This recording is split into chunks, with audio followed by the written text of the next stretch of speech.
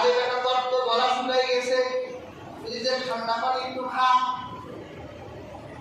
জবাব দিয়েছেন না, আমি রোজাদার খাবো না।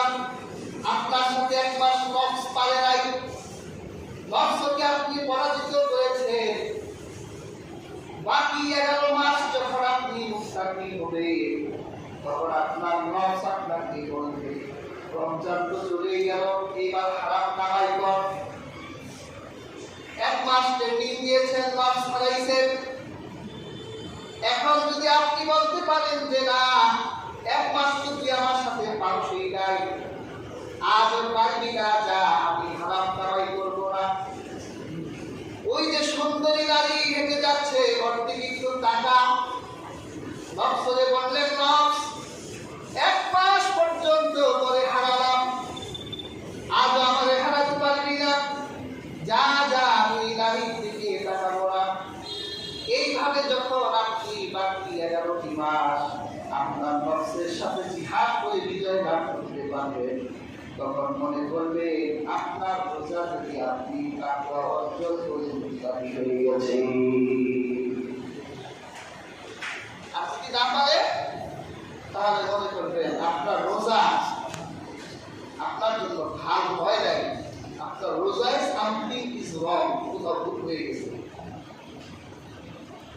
কাজী হাজরি, মাহে রমজান আসে আমাদেরকে তাকওয়ার শিক্ষা দিতে, মুত্তাকি হবার জন্য।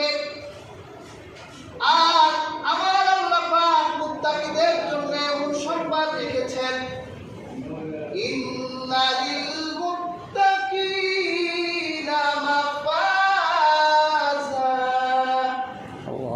আল্লাহ পাক বলেছেন মুত্তাকিদের জন্য সফলতা। আমার আল্লাহ মুত্তাকিদের জন্য সফলতা রেখেছেন। মনে রাখবেন কিয়ামতের দিন আমার আল্লাহ মুত্তাকিদের জন্য কোনো হিসাব নিকাশ নেবে না। মুত্তাকিরা বিনা প্রশ্নে বিনা বাক্যে আল্লাহর জান্নাতে যাবে। সুবহানাল্লাহ। কিন্তু মুমিনের জন্য যদি আপনি ঈমান নিয়ে হাসরে যান, যারা পাওনা আসছে হিসাব নিকাশ, কিন্তু মুত্তাকির গুণ অর্জন করে মুত্তাকি হয়ে মারা গেলে কোরআনে ওয়াদা আছে যে আল্লাহ তাকে জান্নাতে দিয়ে দিবেন। তো কাজে আমরা তাকওয়া অর্জন করব।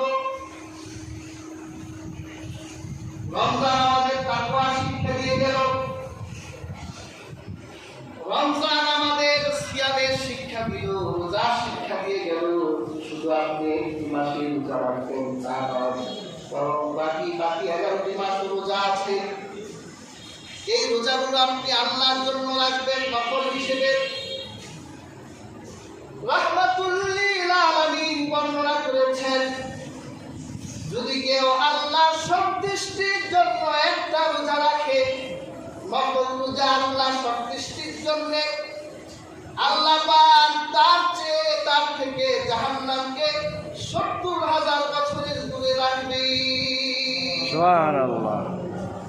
একটা নফল রোজা যদি আল্লাহর জন্য রাখেন, আর এটা তো ফরজ, এইটার প্রতিদান তো স্বয়ং আল্লাহই দিবে। আপনি যদি মাহে রমজানের এই সিয়াম সাধনা করেন, এই সিয়াম সাধনা আপনাকে রোজাদার বানাই দিবে। আপনি এরপরে রোজা রাখতে অভ্যস্ত হয়ে যাবেন। আর হাজিরিন, এমনকি হাদিসের কিতাবে এসেছে রমজানের পরে শাওয়াল মাসের 6টা রোজা আছে। আমাদের দেশে সাক্ষী রোজা বলে না, সাক্ষী রোজা, এটা মহিলাদের হাদিস, হাদিস উদ্দিসা, মহিলাদের হাদিস, মানে তাদের ভাষায় ব্যাখ্যাও আছে। আবার তাদের ব্যাখ্যা দেয় যে আমরা 30টা রোজা রাখলাম, কিয়ামতের দিনে 6 রোজা 30 রোজা সাক্ষী রাখছি, এমনটা নয়। বরং শাওয়ালের এই 6টি রোজার আলাদা স্বতন্ত্র বৈশিষ্ট্য ফজিলত রয়েছে। আল্লাহ রাসূল বলেছে যে রমজানের 1টি মাস সিয়াম সাধনা করার পর শাওয়ালের 6টি রোজা রাখলো, সে যেন সারা বছরই রোজা রাখে। সুবহানাল্লাহ। 1 মাস রোজা এক মাস 30 দিন 30 দিন ধরে এক একটা রোজার মান যদি কমপক্ষে 10টাও হয় তাহলে 300 দিনের 330টায় 300, আর শাওয়ালের 6টি রোজায় 7, আর বছরের 5টা দিন রোজা রাখা হারাম, সে যেন সারা বছরে রোজা রাখলো। সেই জন্য তাকওয়ার দিক থেকে হলেও আমাদের 6টি রোজা রাখা দরকার। এক মাসের রোজা রাখবেন আর রোজা রাখবেন না, এটা মুমিনের চরিত্র হতে পারে না, বরং মুমিন শাওয়ালের 6টি রোজাও রাখবে। এরপর আল্লাহর হাবিব সাল্লাল্লাহু আলাইহি ওয়াসাল্লাম বলেছেন, রমজানের পর সবচেয়ে দামি রোজা হলো মুহররমের রোজা, আশুরার রোজা। রমজান মাসের পর সবচেয়ে দামি রোজার মাস, সবচেয়ে দামি রোজার নাম হলো মুহররমের আশুরার রোজা। আল্লাহ রাসূল সাল্লাল্লাহু আলাইহি ওয়াসাল্লাম মদিনায় গিয়ে মদিনার ইহুদিদেরকে রোজা রাখতে দেখলেন, আর তাদেরকে বলল রোজা রাখো কেন? তারা বলে রোজা রাখি এই দিন আল্লাহ আমাদের নবী হযরত মুসাকে ফেরাউনের হাত থেকে নাজাত দিয়েছিলেন, শুকুর হিসেবে রোজা রাখি। আল্লাহ রাসূল বলল, মুসা আমার ভাই, আমি একজন নবী, মুসা একজন নবী, যদি আমি জীবিত থাকি তাহলে একটা রোজা নয় বরং আমার ভাই মুসার জন্য আমি রোজা রাখবো। সুবহানাল্লাহ। আপনি যদি মাহে রমজানের সিয়াম সাধনা করে সাধক হন তাহলে আপনি মুহররমের রোজা রাখতে পারবেন, কারণ অভ্যাস হয়ে গেছে, ঠিক না? আল্লাহ রাসূল সপ্তাহে রোজা রাখতেন, বৃহস্পতি সোমবার। আল্লাহর হাবিবকে জিজ্ঞাসা করা হলো, ইয়া রাসূলুল্লাহ, ইয়া হাবিবাল্লাহ, আপনি সোমবার রোজা রাখেন কেন? আল্লাহর হাবিব বলেন, সোমবার জন্ম নিয়েছি আর সোমবার আমার প্রতি প্রথম ওহী এসেছে। ইয়া হাজিরিন, আল্লাহ রাসূল বৃহস্পতি সব রোজা রাখতেন। শুধু তাই নয়, রাসূলুল্লাহ প্রত্যেক চন্দ্র মাসের 13-14 করল, এটাকে আইয়ামুল বীজ বলা হয়, অর্থাৎ পূর্ণিমার চাঁদ দিনের মতো আলো দেয়, সাদা শুভ্র আলো দেয়। আল্লাহ রাসূল এই পূর্ণিমার চাঁদের শুভ্রতাকে বৈশিষ্ট্য মণ্ডিত করার জন্য প্রত্যেক মাসে পূর্ণিমার 3টা রোজা রাখতেন। মাসে হয়ে যেত কয়টা? বছরে 36টা রোজা, মাসে 3টা। যে 36টা রোজা রাখে সে যেন সারা বছরই রোজা রাখে। এই রোজাগুলো কে রাখতে পারবে? যে মাহে রমজানের 1 মাস রোজা রাখতে পারে সে পারবে, কারণ তার অভ্যাস আছে। আর যে সারা বছর রোজা রাখে না সে মাহে রমজানেও রোজা রাখতে পারে না, অভ্যাস নাই। হুজুর পারি না, অভ্যাস নাই, ঘরে দরজা দিয়ে যায়। অভ্যাস করো না কেন? কিয়ামতের দিন তো তোমার এই ফরজ রোজাগুলো না রাখার কারণে অপরাধ হয়ে যেতে পারো। তাহলে হাজিরিন, মাহে রমজানের এই সিয়াম সাধনা আমাদেরকে রোজাদার বানাবার জন্য আর রোজার অভ্যাস করে তোলার জন্য আল্লাহ দিয়েছে। তাহলে মাহে রমজান চলে যাচ্ছে, আমাদেরকে শিক্ষা দেয় কি? তাকওয়া শিক্ষা দেয় রোজাদার হওয়ার জন্য। এরপর মাহে রমজান চলে যাচ্ছে, শুধু সিয়াম শিক্ষা দেয় না, বরং কিয়াম শিক্ষা দেয়। এই যে আমরা মাহে রমজানে ইবাদতটা যে করি, অন্য মাসের চেয়ে বেশি নামাজ পড়ি কিনা বলে? বেশি করি না? অন্য মাসে তো 5 ওয়াক্ত পড়ি, হ্যাঁ, 17 রাকাত ফরজ আর 12 রাকাত সুন্নাত, 3 রাকাত পেতে, এইটাকে আমাদের নামাজ। কিন্তু মাহে রমজানে 20টা রাকাত তারাবি নামাজ পড়ে, আবার সাহারি খাওয়ার কারণে শেষ রাতে উঠে যান, আল্লাহর এরকম অনেক বান্দারা আছে যারা শেষ রাতে শুধু সেহরি খেতেই উঠে না, বরং والذين يبيتون لربهم سجدا وقياما রাতের আধারে যারা সিজদাতে রয়, যুদ্ধ চোখে অশ্রুতে নদী যেন ছলনার হাত ছানি যতই আসুক, পেছনে ফিরেও তাকায় না। যাদের হৃদয়ে আছে আল্লাহর ভয়, তারা তবু পথ ভুলে যায় না। শুধু সেহরি খেতেই উঠে না, বরং সেহরি খাওয়ার আগে অথবা সেহরি খাওয়ার পরে ওযু করে যায়, নামাজে দাঁড়িয়ে যায়, কিছু তাহাজ্জুদের হুজুরি আল্লাহর কাছে পাঠায়। শুধু তাই নয়, ওয়াল্লাযীনা ইয়াকুলুনা রাব্বানা সরিফ আন্না আযাবা জাহান্নাম ইন্না আযাবাহা কানা গরামা ইন্নাহা সাআত মুস্তাকররাও ওয়া মুকামা। তারা জানে জাহান্নাম আবাসার অবস্থানের দিক থেকে খুব ভয়ানক। ক্ষুধার্ত বাঘের মতো জাহান্নাম মানুষকে ধরার জন্য বসে আছে। মুমিন মুত্তাকি আল্লাহর বান্দারা জাহান্নামের আগুনকে ভয় পায়। এই জন্য শুধু তারা নামাজি আদায় করে না, নামাজের পরে দুই হাত তুলে কান্না করে আর আল্লাহকে ডেকে বলে, আল্লাহ জাহান্নামের আগুন থেকে মুক্তি চাই। এই রোজা আপনাকে শুধু সাহারি খাওয়ার জন্যই উঠায় না, সাহারি অভ্যাসের জন্য উঠায় না, বরং আপনাকে শেষ রাতের ইবাদতকারী হিসেবে উঠাই দেয়। আপনি আল্লাহর হুজুরিতে দাঁড়িয়ে নামাজ আদায় করতে থাকে, দেখবে যখন রমজান চলে যাবে ওই দিনটার দিকে আপনার ঘুম ভেঙে যায়। অভ্যাস হয়ে গেছে, শুধু ঘুমই ভাঙে না, দেখবেন মাঝে মাঝে একটু দাও লাগবে, অভ্যাস হয়ে গেছে। আপনি যদি অভ্যাসটা নষ্ট করে দেন তাহলে আপনার পুরা কপাল। আর যদি অভ্যাসটা ধরে রাখেন যে না, এক মাসে যেহেতু 3টা বাজে ঘুম ভাঙার অভ্যাস হয়েই গেছে, তাহলে উঠে যাই।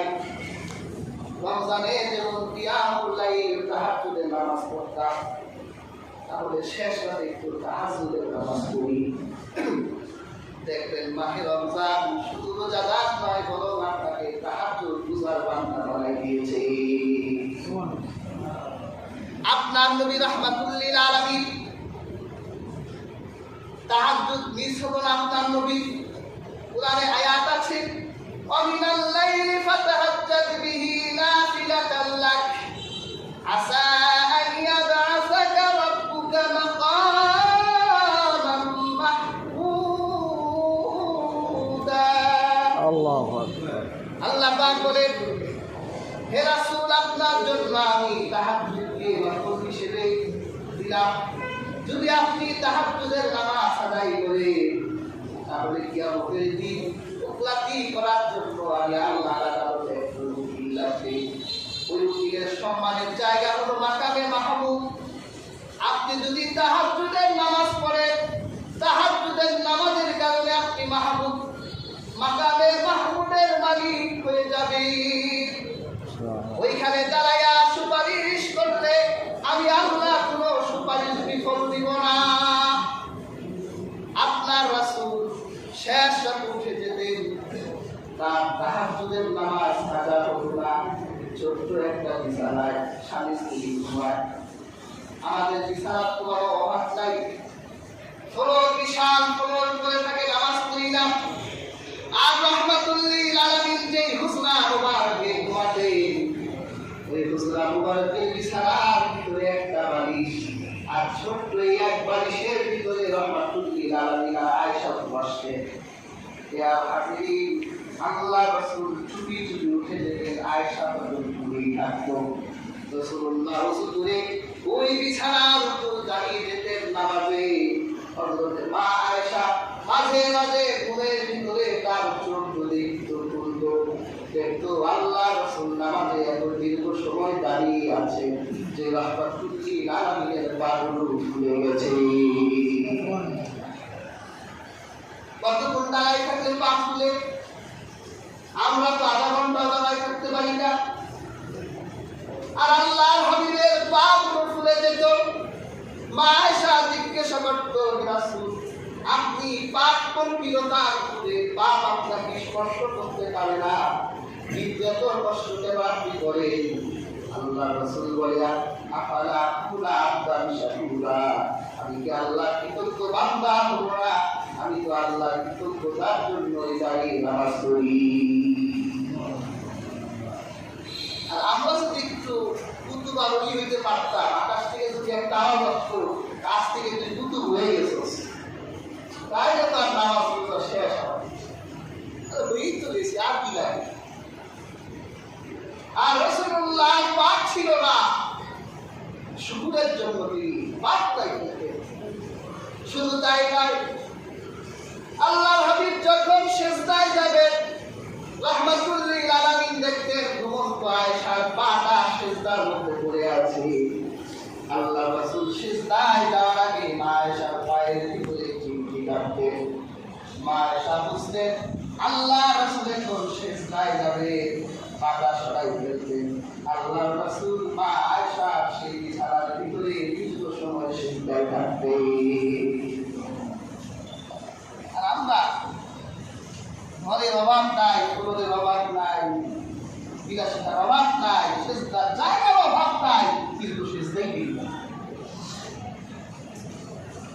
কাজে হাজিরি, রমজান চলে যাচ্ছে, আপনাকে নামাজের শিক্ষা দিয়ে যাচ্ছে, অভ্যাস দিয়ে গেছে। তুমি 20 রাকাত তারাবি করো, আবার শেষ রাতে তাহাজ্জুদ করো, তোমাকে অভ্যাস দিয়ে গেলাম। এরপর বাকি 11টি মাস তুমি অভ্যাসটা ভুলে রেখো। নাকি রমজানও শেষ, আমরাও শেষ, এরকম হবে? আপনার এরকম যাবে না। প্যার হাজিরি, রমজান বিদায় নিচ্ছে। রমজান আমাদের মধ্যে কোরআন রেখে গেল। কি বলেন?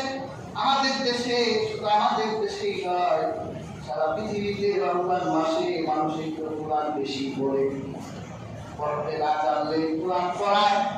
কোরআনের প্রতি একটা তীব্র ভালোবাসা এই মাসে ফুটে ওঠে। রমজান করে চলে যাচ্ছি, এই কোরআনের ভালোবাসা তোমার বুক থেকে সরাই দিও না।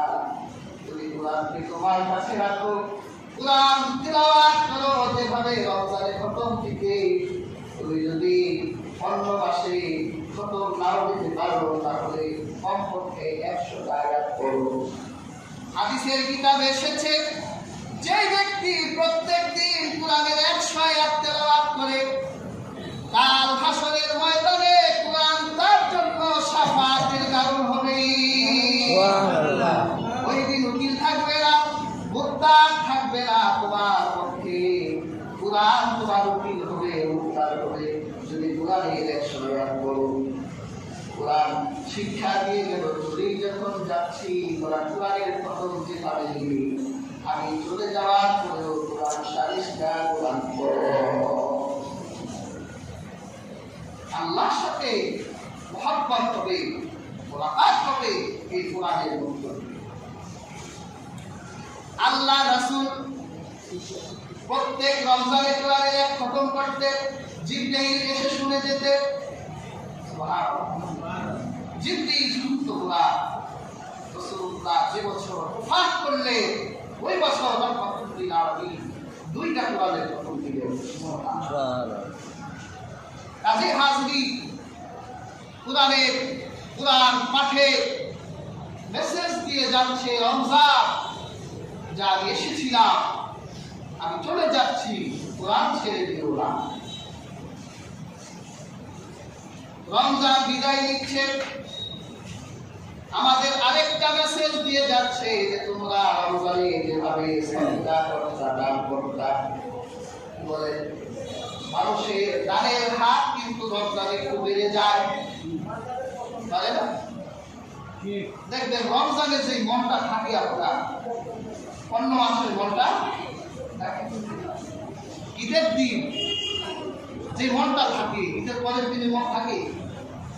ধরেন মনে করছেন যে আপনার দূরে থাকে, বাকিরা দূরে থাকে, ওরা 1,000 টাকা দিব ঈদের দিন ওদের কাছে পাইলে আপনার দিতে ভালোই লাগবে, কিন্তু একদিন অবাক হয়ে গেলে দেখবেন আপনার মনটা ছোট হয়ে গেছে। রমজান আসলে আমাদের দানের হাত বড় হয়, হওয়াটা স্বাভাবিক। হাদিসের কিতাবে এসেছে, কানা রাসূলুল্লাহ সাল্লাল্লাহু আলাইহি ওয়াসাল্লাম আজুদান নাস বিল খায়র। আল্লাহ রাসূলের রমজান মাসে রাহমাতুল লিল আলামিনের দানের হাত বিশাল হয়ে যেত। কেমন বিশাল হতো? হাদিসে এসেছে, কানা আজুদা, আল্লাহ রাসূল সাল্লাল্লাহু আলাইহি ওয়াসাল্লামের দানের হাত কানা আজুদা বিল খায়রি মিনার রিহি মুরসালা। বাতাস যখন বয়, বাতাস যেমন নাকন্ন করেরা একসাথে বসে, আল্লাহ রাসূলের মন কেমন উদার হয়ে যেত বাতাসের চেয়েও বেশি। রাসূলুল্লাহ এত উদার মনে হয়ে যেতে, তিনি দানশীল হয়ে উঠতেন। আমাদের দানের হাতটাও রমজানে থাকে। এই জন্য আমাদের দেশের মানুষ রমজান মাসে জাকাত দেয়, তারা হিসাব রাখে এক রমজান থেকে। এরপর ইফতারিতে অনেকে দান করে, অনেকে হাদিয়া সাদাকা করে। রমজান চলে যাচ্ছে, এখনো একটা আমল আমাদের কাছে বাকি, সেটা হলো সাদকাতুল ফিতর। এটাও একটা সাদকা। বেয়ার হাজরিন, মনে রাখবেন, এই দুনিয়ার সবচেয়ে বড় শক্তিশালী একটা আমলের নাম হলো সাদকা। কারণ এটা এই জন্য শক্তিশালী, এটা উপার্জন করতে কষ্ট। পয়সা এমনি এমনি উপার্জন করা যায় না, শরীরের ঘাম রক্ত বানায় ফেলতে হয়, ঠিক না? আর যদি একটু নেশা বেঁচে, তাহলে একটু মদ বেচল, একটু বাবা বেচল, ট্যাবলেট বেচল, ইয়াবা বেচল, তাইলে তো আর রক্ত হয়তো পানি হয় না, কিন্তু আর জান থাকে না। এই আতঙ্কের জীবন নিয়ে নেশা বিক্রি করার চাইতে রিক্সা চালায় কম, সমাজ কষ্ট হয়ে যায়, মেধাবী ছেলেগুলো ধ্বংস হয়ে যায়। শরীয়তের আদালত থাকলে একটা লোক থাকতো না। রমজান মাসেও নেশা বেচা কেনা হয়, ইমান আছে কি? আমার ভয় আছে।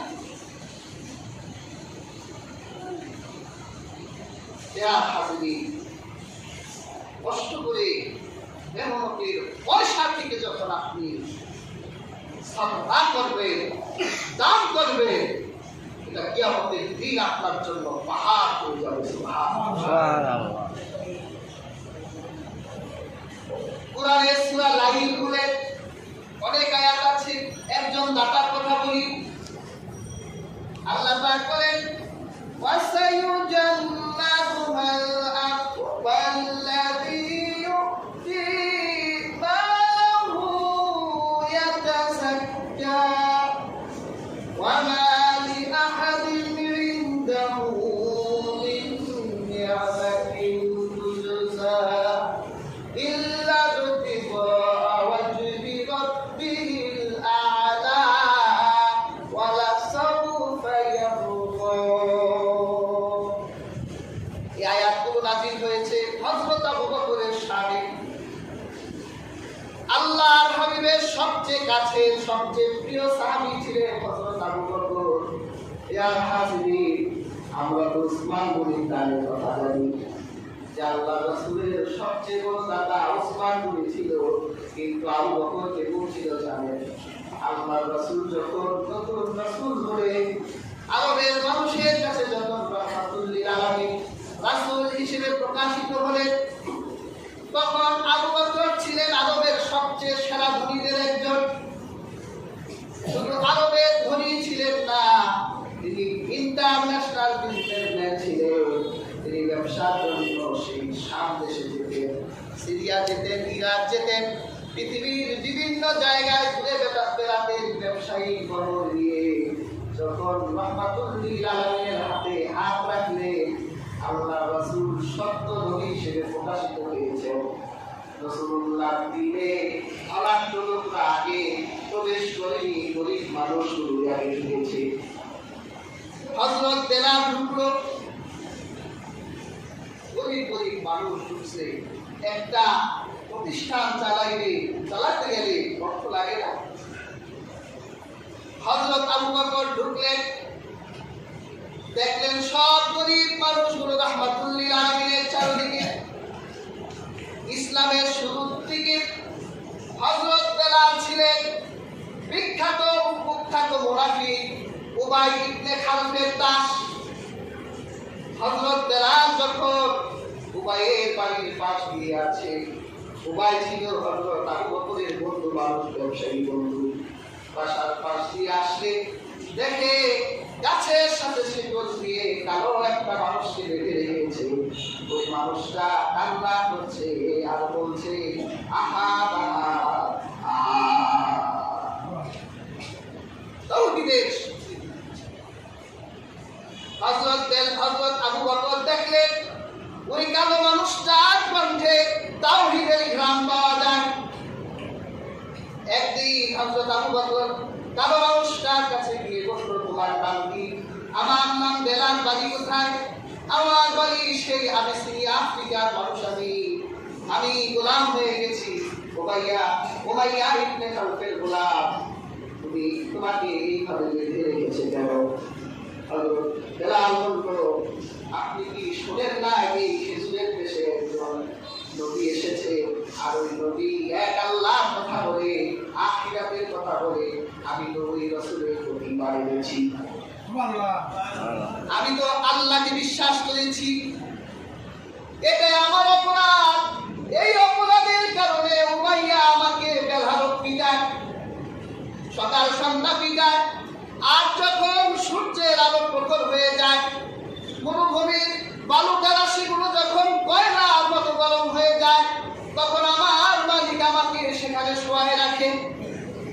আমার শরীরের চামড়াগুলো দেখে উড়ে গেছে, ছাই হয়ে গেছে, আমার শরীর থেকে চর্বিগুলো বয়ে যায়। হযরত আবু বকরের মন এমন কষ্ট পেল।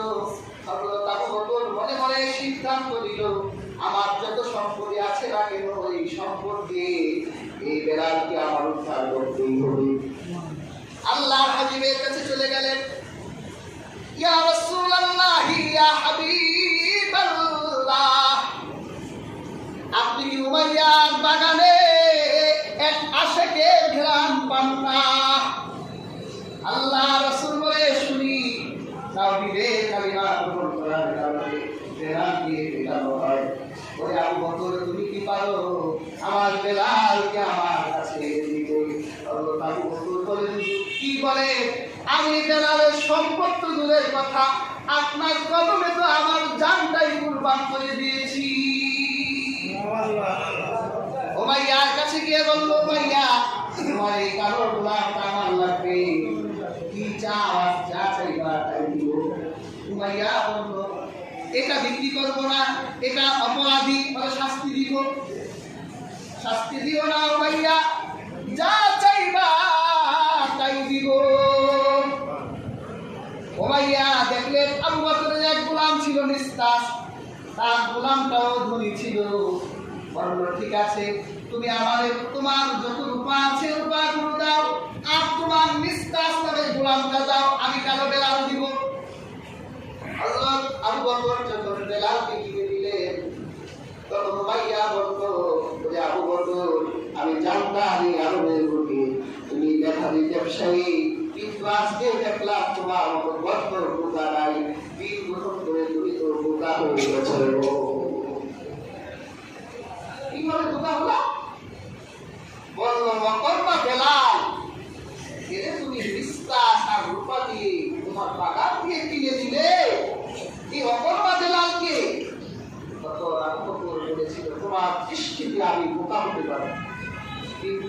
রাখো, তাওহীদের ঘ্রাণ যার মুখে পাওয়া যায় তার মূল্য আমার কাছে দুনিয়া ও আকাশের চেয়ে বেশি। সুবহানাল্লাহ।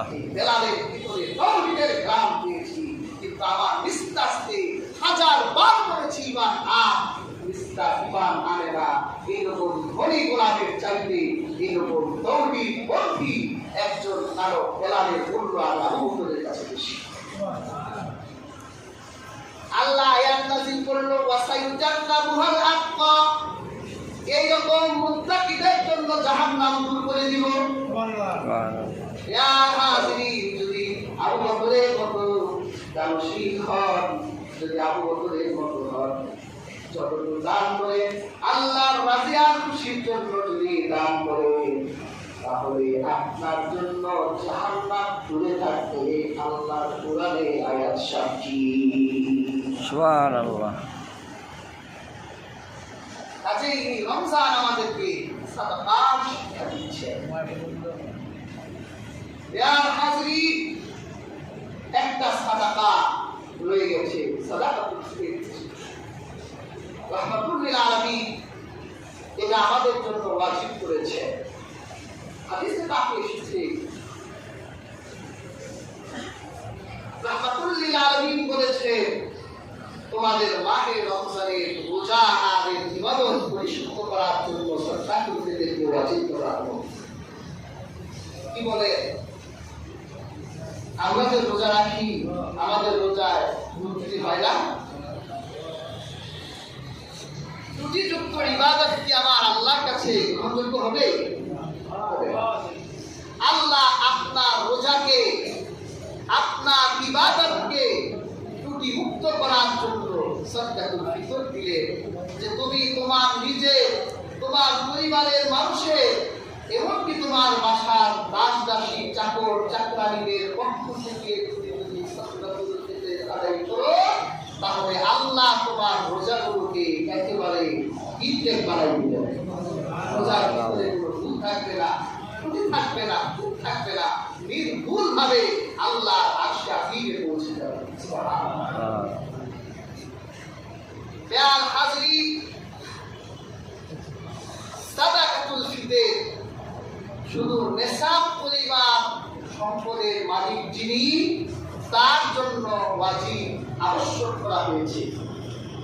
আর যদি সচ্ছল ব্যক্তি দিতে চায় তাহলে সেও দিতে পারবে, আল্লাহ তার রোজাকে পবিত্র করে দিবেন।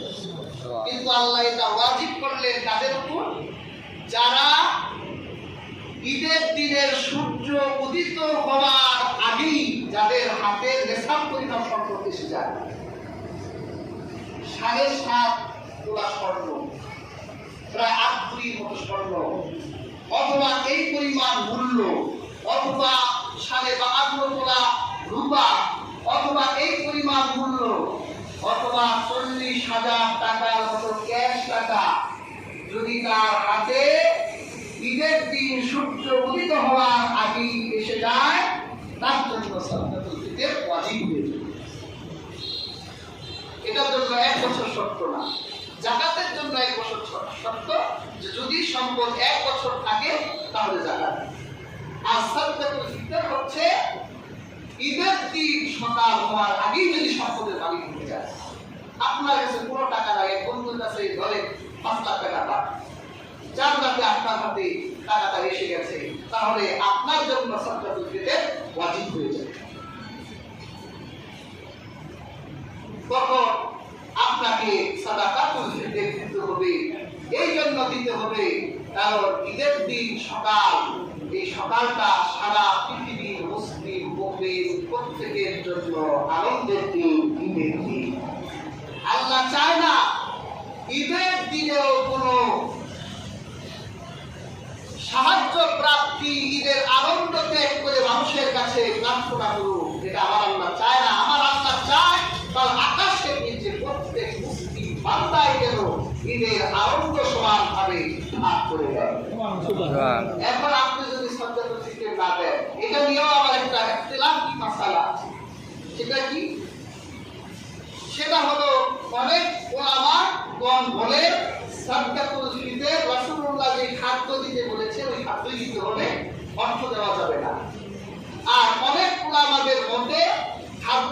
হবে না, অর্থ দিতে হবে। বিশেষ করে আমাদের হানাফি আলেমরা বলে যে খাদ্যের মূল্য দেওয়ার জন্য এটা যুক্তিযুক্ত, আমরা এটাই করি। ধরে আমাদের দেশের প্রধান খাবার কি? চাল। এটা প্রধান খাবারটা। এখন আপনি যদি চাল দেন খাদ্য হিসেবে, যে আমি তাকে করে 3 কেজি চাল দেব, আরেকজন সেও দিবে, সবার বাড়ির চাল কি একরকম? কেউ লাঠির শাক খায়, হ্যাঁ, কেউ মটু খায়, আবার কেউ 50 টাকা কেজি চালও খায়। এই লোকটাকে যদি 10 বাড়ির চাল দেন, এই চাল ইতিহাস চাল হয়ে যাবে সব মিক্স করলে। একজনে যদি বাসমতি চাল দেয়, এই মানুষ তো জানে না যে বাসমতি চাল কেমন খায়।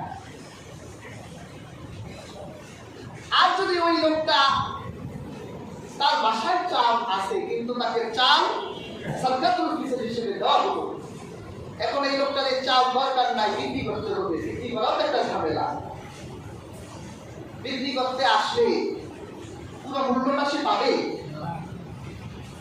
250 টাকার যে চাল, এটা তো 50 টাকা সে বিক্রি করে দেবে। আবার যদি খেজুর দেওয়া হয়, সে খেজুর বিক্রি করতে গেলেও প্রপার মূল্য পাবে না। এই জন্য হানাফি বলে, রাসূলুল্লাহ সাল্লাল্লাহু আলাইহি ওয়াসাল্লামের হাদিস আছে, হানাফি বলে কথা হচ্ছে আপনি খাদ্য না দিয়ে খাদ্যের মূল্যটা যদি তাকে দেন, তাহলে সে তার প্রয়োজন সঠিকভাবে মেটাতে পারবে। তার বাচ্চা যদি পোশাকের প্রয়োজন হয়, তাহলে সে পোশাক কিনে দিতে পারবে। আর এখন যদি সে চাল বিক্রি করতে যায়, পোশাকটা কিনবে কখন? এই জন্য হানাফিদের মতে অর্থ দেওয়াটাই শ্রেয়। 5টা খাদ্যে রাসূলুল্লাহ সাল্লাল্লাহু আলাইহি ওয়াসাল্লাম নির্ধারিত করেছেন। একটি হলো গম, একটি হলো জব, একটি হলো খেজুর, একটি হলো পনির, আর একটি হলো কিশমিশ। আপনি এগুলোর মূল্য সাদাকাতুল ফিতর হিসেবে আদায় করবেন। তা আমাদের দেশে গম জবে প্রায় 110 টাকা 15 টাকা আসে। আপনি জন প্রতি 115 টাকা 110 টাকা হিসেব করে সাদাকাতুল ফিতর দিতে পারেন। একজনকেও দিতে পারে, অনেকজনকেও দিতে পারে। একজনকেই দিবে, কিন্তু বেশি অ্যামাউন্ট দিলে হয়তো বা সেটা প্রয়োজন দ্রুতই মিটিয়ে ফেলতে পারে।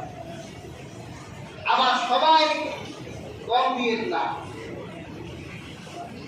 যার খেজুর দেওয়া সামর্থ্য আছে, যে আমাদের মার্কেট সবচেয়ে ভালো 300 টাকা 500 টাকা 700 টাকার যে খেজুর আছে, এরকম ওনে 3 কেজি খেজুরের মূল্য দিতে পারে। এভাবে আপনার 30 টাকা অনুযায়ী যদি আপনি সাদাকাতুল ফিতর আদায় করে, তাহলে আল্লাহর কাছে আপনার গ্রহণযোগ্যতা ভালো থাকবে। একজন মানুষও ঈদের আনন্দ থেকে বঞ্চিত হবে না। হাজরিন, আজকের এই আলোচনা থেকে আমরা যে শিক্ষাগুলো পেলাম, সেটা হলো রমজান আমাদের থেকে বিদায় নিচ্ছে। আজ জুমাতুল বিদা, হয়তো আমাদের অনেকের জীবনের শেষ রমজানের জুমাও হয়ে যেতে পারে। এই জুমা যাওয়ার বেলায় আজকের আলোচনা থেকে আমরা 5টি শিক্ষা পেলাম। একটি হলো রমজান চলে যাচ্ছে তাকওয়া শিক্ষা দিয়ে, রমজান চলে যাচ্ছে রোজা শিক্ষা দিয়ে, কোরআন